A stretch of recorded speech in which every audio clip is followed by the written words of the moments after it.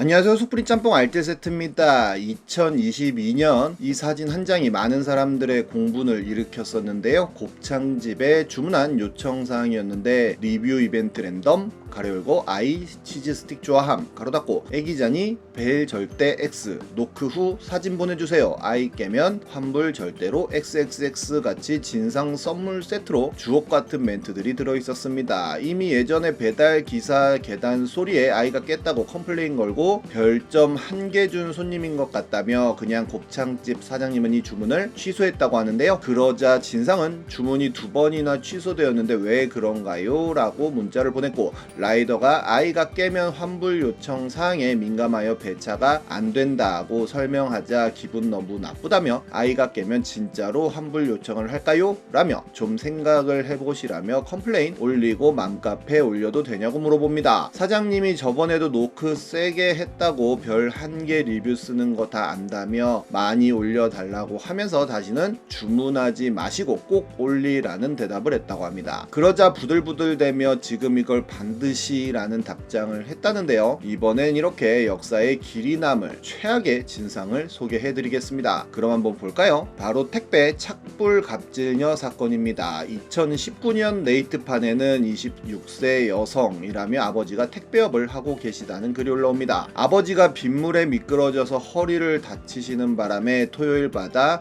아빠를 도와드리고 있다고도 하는데요. 구루마에 물건을 싣고 엘베를 타는 순간 다른 사람들이 몰려왔고 한 여성이 엘베 앞에서 몇 초간 빤히 글쓴이를 쳐다보길래 무슨 일인가 싶었는데 엘베 자리가 좁아서 그러는 듯 했다고 합니다. 조금만 붙으면 충분히 탈 수 있는 공간이었지만 그마저도 불편을 드리는 것 같아 구루마를 빼며 내렸다고 합니다. 그런데 그중 그 빤히 쳐다보던 여성은 문이 닫히기 전에 다시 열더니 900몇 호 거 있으면 지금 달라고 하시기에 제일 위에 있는 물건이 제일 꼭대기층 물건들이라 지금 찾아드리려면 시간이 걸릴 것 같으니 글쓴이가 가져다 드리겠다고 하였고 그렇게 그녀는 묘한 표정을 지으며 올라갔다고 합니다. 그런데 보니까 그 집은 착불 3,000원을 받아야 하는 상황이었고 배송을 가서 착불비를 이야기하니 짜증내는 투로 요즘 누가 현금 쓰냐 하시면서 카드 안 되냐고 물어보며 계좌번호를 문자로 보내달라고 했다는데요. 알겠다고 하고는 아파트 배송 끝낸 뒤 아빠한테 계좌번호를 주라고 이야기를 하고는 이후로 정말 잊어버리고 살았었다고 합니다. 그런데 일요일에 아빠 폰이 계속 울리길래 잠깐 문자함에 들어가 보니 아빠는 상대방에게 계속 죄송하다는 문자를 보내시는 상황이었고 상대방은 죄송하다는 말은 듣기 싫고 그날 왔던 사람한테 사과를 받아야겠다며 계속 욕을 하고 있었다고 합니다. 쭉 올려보니 그 착불녀였다고 합니다. 계좌번호를 달라고 하니 배송기사가 위아래로 한번 쳐다보고는 확 가버리더라며 너무 불쾌했다면서 컴플레인을 건 거라고 하는데요. 그 여자는 아빠의 문자 맞춤법까지 지적하며 적어도 사과를 할 때는 맞춤법 정도는 잘 익혀서 보내야 되는 거 아니냐며 모독하는 문자를 보냈고 그럼에도 아빠는 계속해서 사과를 하면서 죄송한 마음으로 착불비까지 안 받겠다고 하자 더 욱하면서 지금 그깟 몇천 원 때문에 이러는 거 같냐 사람 무시하냐 등등 막말을 하기에 눈물이 너무 흘러 더 이상 문자를 보지 못했다고 합니다. 글쓴이는 고민하다가 그 여자 집에 찾아가 머리 숙여 진심으로 사과를 하고 왔다고 하는데요. 집 앞에서 약 30분가량 설교를 들어주었고 설교를 끝내더니 잠시 기다리라고 하곤 3,000원을 들고 나와주고는 문을 닫았다고 합니다. 어제는 아빠가 그 일을 알게 되신 건지 소주 한 잔을 하고 들어오셔서는 글쓴이 어깨를 한번 툭툭 쳐주시며 본인을 바라보았고 그 눈빛 속에 무슨 마음과 무슨 말씀을 하시고 싶은지 너무 잘 알아 눈물이 막 쏟아질 것 같아서 피곤하다고 빨리 주무시라고 하고는 급하게 방에 들어왔다는데요. 본인이 잘한 건 맞겠죠? 라며 훌훌 털어버리고 이번 주 주말에는 더 씩씩하게 배송하러 간다며 마무리를 짓습니다. 그리고 얼마 후 그녀는 두 번째 글을 올리게 되는데요. 본인의 옹졸한 생각으로 답답한 마음에 작성한 작성한 글 하나가 이렇게 일이 커질 줄 몰랐고 너무 무서운 마음에 고작 생각한 것이 글 삭제하고 숨어버리고 싶었던 것이라며, 그러기에는 본인 하나로 인한 피해가 온전히 아빠에게 돌아가고 있다고 합니다. 이상하게 가장 한가한 요일인 월요일에 문의 전화와 문자가 많이 온다며 한 달 전 물건을 이제 와서 못 받았다는 분실 문의까지 2번이나 왔다고 하는데요. 너무 당황하시고 안절부절하시는 모습을 보며 심장이 덜컥 내려앉았고, 누군가가 작정하고 고객센터를 통한 컴플레인을 누적시키면 아빠 직업 특성상 재계약에도 문제가 생기고, 아직은 우리나라가 고객들 소리에 귀를 기울이는 편이라 아빠는 어디 가서 하소연도 못한다고 합니다. 또 무슨 일이 생길까 너무 무섭고 불안하다고 하는데요. 본인 얘기를 귀담아 들어주시고 더 큰 마음을 베풀어 주신 분들을 늘 기억하고 되새기며 본인도 나누며 살겠다며 감사드린다는 마무리를 했는데, 얼마 후 그 갑질녀가 직접 네이트판에 등판합니다. 온라인 상인하지만 어찌 그리 못나셨냐며 억장이 무너진다고 하는데요. 뭘 알아서 한쪽 말만 듣고 내 아이와 가족에게 입에 담지도 못할 악담을 퍼붓고 본인을 완전 세상 둘도 없는 미친 인간으로 만들어 놓을 수가 있냐며 정신이 나갈 것 같다는 이야기를 합니다. 그리고 본인과 본인 가족들을 비난한 사람들을 대상으로 고소장을 제출할 것이라는 이야기도 하는데요. 그리고 본인의 해명이라며 이야기를 하는데, 본인 아파트는 택배기사 엘리베이터 사용 금지라며 1층에 택배 보관함이 있는데 당당히 그 아가씨가 엘리베이터를 사용했다며 본인 집 택배 먼저 달라고 한 이유도 힘들게 일하는데 그나마 한 집이라도 덜 가면 수고가 조금 덜어질까 싶어 오지랖을 부린 거라고 합니다. 그리고 택배비 3,000원 역시 현금이 없어서 애기 저금통이라도 잠시 열어 동전으로라도 주려고 잠시 기다리라고 하고는 돼지 저금통 배를 째려고 하니까 아이가 울고불고 하기에 달래다 보니 시간이 약 10분 정도 흘렀고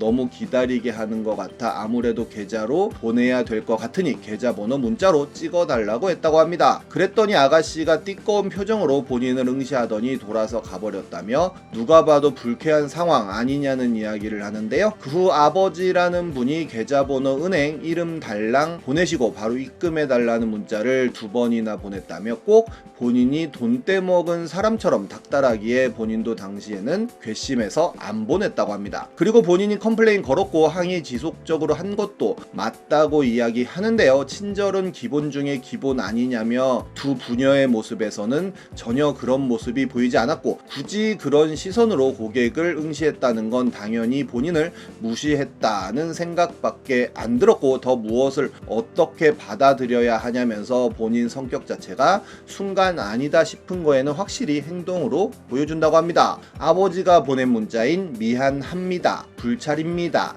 죄송합니다가 진짜 사과로 보이냐며 오히려 놀리는 것 같았다고도 하는데요. 약 올리고 싶은 마음이 들어 맞춤법 지적한 것도 사실이고 여자 기사한테 사과 받아야겠다 오기 부렸던 것도 사실이라고 합니다. 정말 찾아올 줄 몰랐으나 막상 와서 눈물 흘리는 아가씨를 보니 마음이 안 좋아 설교를 한 것이 아니라 오해를 풀고자 잠시 긴 대화를 했다고도 하는데요. 그렇게 앞에서는 사과하는 척 하더니 뒤에서는 이렇게 농락할 수 있냐며 내 자식들이 무슨 잘못인데 당신들한테 그런 악담을 들어야 하는지 온몸에 소름이 돋아 아직도 부들부들 떨린다며 모든 내용으로 컴플 및 고소 진행하고 갈 때까지 가보려고 한다고 협박까지 합니다. 그러자 3,000원이 없어서 10분 동안 밖에 서 있게 한 것부터가 본인 잘못이면서 본인은 잘못한 게 없다고 떳떳하냐며 아가씨 잘못이 아니라 아줌마 당신 잘못이라는 댓글이 배플을 하기도 했는데, 이 글들은 보배드림을 포함해 많은 곳에 퍼져나가면서 많은 사람들의 공분을 사게 됩니다. 그리고 택배기사의 딸은 보배드림에도 가입해 택배업 아빠 조언 구해봅니다 라는 글을 남깁니다. 본인은 아빠의 인격을 모독하는 답변들을 보고 피가 거꾸로 솟는 심정이었지만 그래도 아빠를 위해 할 수 있는 일이라고는 직접 방문하여 사죄드리는 방법밖에 없었고 정말 다 내려놓고 진심으로 사죄드리고 왔다며 그 후 가슴이 뻥 뚫린 기분으로 마땅히 털어놓을 곳은 없고 하소연 삼아 익명의 힘을 빌어 작성한 글 하나로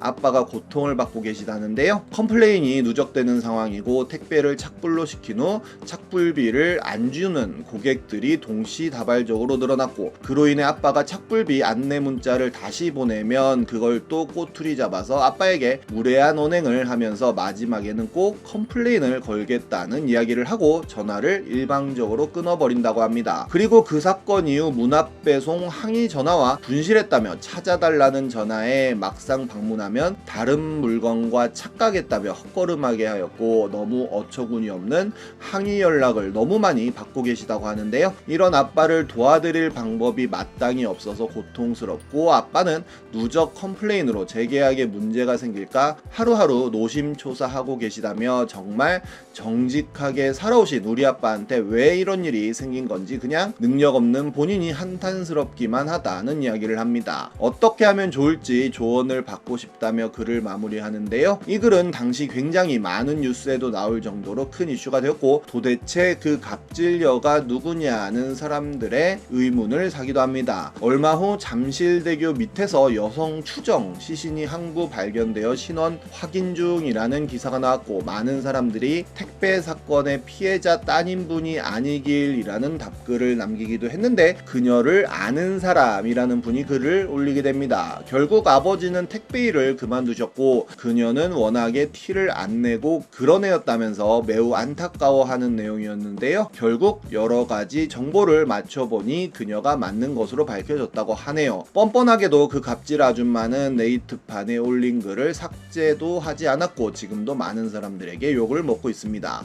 개인적으로 지금까지 본 갑질 진상 중 가장 최악이 아닐까 하는 생각이 드는데요. 고인의 명복을 빕니다. 지금까지 속풀이 짬뽕 알뜰 세트였습니다.